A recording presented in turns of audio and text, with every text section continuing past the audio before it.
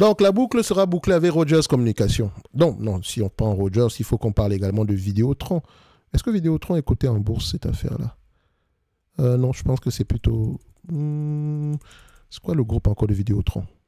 Excusez-moi, je suis en train de penser à haute voix. Bref, on va parler de Rogers, d'accord? Donc, alors, pour Rogers, ici, on va faire le tour d'horizon, d'accord? Vous commencez à voir ici que les compagnies canadiennes dans le secteur ici, le secteur ici des services de télécommunications ne sont pas très bien positionnées en date d'aujourd'hui. Croissance des revenus, ok, mais la croissance des revenus provient d'où?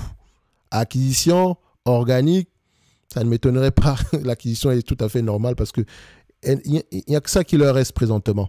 Marge brute, stable ou croissante? Ça va. C'est plutôt croissant.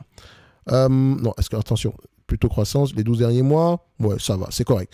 Ensuite, marge nette, marge EBITDA, stable ou croissante? On a plutôt des marges EBITDA en croissance ici. Au niveau de BC, de Rogers, c'est intéressant. On aime ça. Attention, je compare avec les marges EBITDA. Il y a quelque chose qui ne fonctionne pas ici. On ne peut pas avoir des marges EBITDA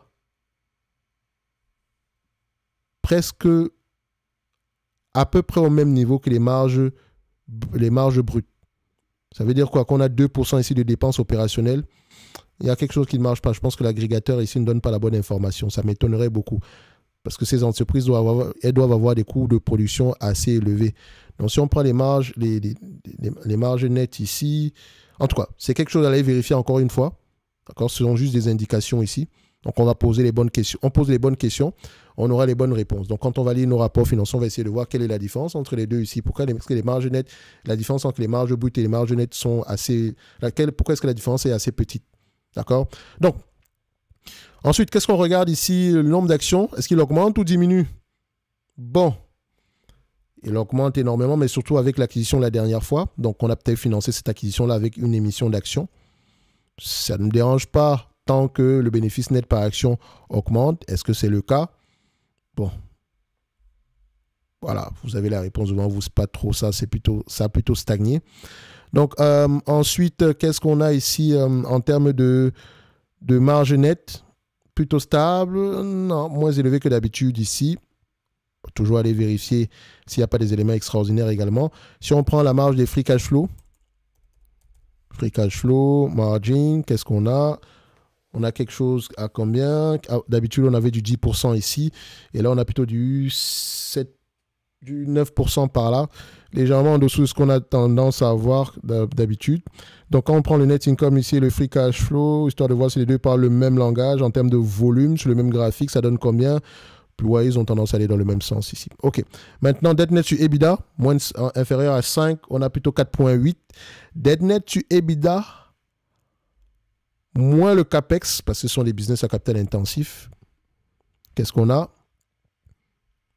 8,4 fois. Et si je prends maintenant le niveau de...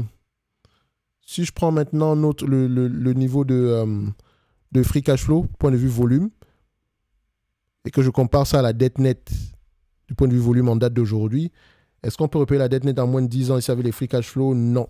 Ça va nous prendre plus de 23 ans, ce qui n'est pas bon. Donc, toutes ces entreprises-là sont très endettées. En tout cas, ça, c'est mené que mon avis.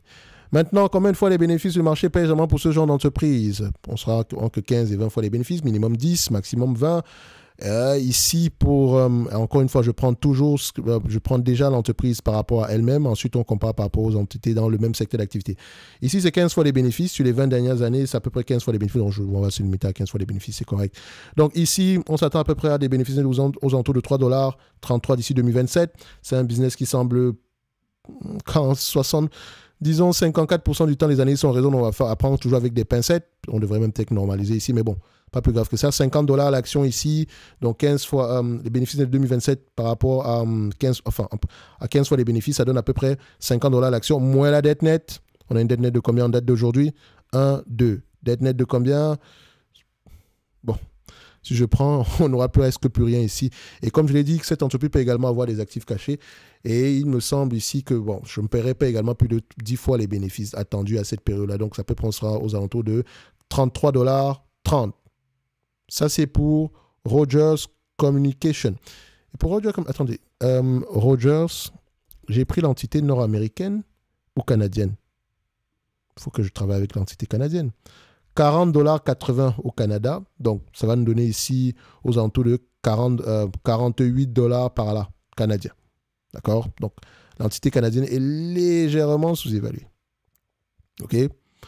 Mais bon, on va se dire ici que si je veux acheter cette compagnie, la priorité devrait être ici le remboursement de la dette.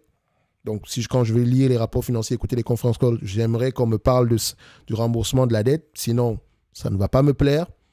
OK? Et donc, vous avez également des questions à poser au niveau de la marge brute, la marge EBITDA ici. Mais dans tous les cas de figure, ne paye pas plus de 48 $ ici. Du point de vue dividende, elle a les moyens de payer ce dividende-là, bien sûr. Mais c'est avant tout le niveau d'endettement le remboursement de la dette qui va m'inquiéter. D'accord? Comment est-ce qu'on va le financer, etc. Au pire des cas, ce dividende, s'il va avoir tendance à ne plus augmenter. Ah, c'est même déjà le cas. On paye 2 $ depuis 2019. C'est le premier niveau ici avant de réduire le dividende. Donc faites attention. Je pense même qu'il gagnerait même à le réduire. Ça ne va pas déranger. Du moment où on renforce le bilan de la compagnie. Parce que ce secteur d'activité, globalement, il est en difficulté. Même si on a presque un monopole au Canada. Mais dites-vous ici que les relais de croissance, il n'y a pas énormément. Toutes ces compagnies se retrouvent fournisseurs ici en câble distribution, téléphonie mobile ici. Je pense que bon, quand je parle de câble distribution, je parle d'Internet. Je parle également ici de la télévision. Je pense qu'ils produisent également des émissions télé ou de ce genre de choses. C'est vraiment c'est un fourre-tout, d'accord? Dans le secteur des médias. Je ne pense pas qu'ils gagneraient à séparer un tout petit peu. Je pense.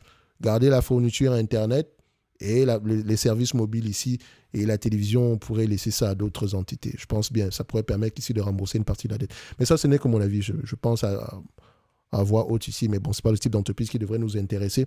Ce n'est pas non plus le type d'entreprise qui mérite d'avoir une place dans notre watchlist. Mais évidemment, si elle vient nous chercher aux alentours ici, je ne sais pas moi, des 20 $ à l'action, ça pourrait être ici un value play, mais encore, je n'aime même pas dit value play parce que pour moi, value et la valeur et croissance vont dans le même sens. Value, ça ne veut pas simplement dire des entreprises qui n'ont plus de croissance du tout. OK? Bref, ceci n'est que mon avis et non un conseil d'investissement. Comme d'habitude, je me lève le droit de me tromper. Un like, un abonnement, ça fait toujours plaisir. N'oubliez pas en description de la vidéo, vous avez le lien vers le service Top Premium ainsi que vers la Top Newsletter. Merci, au revoir.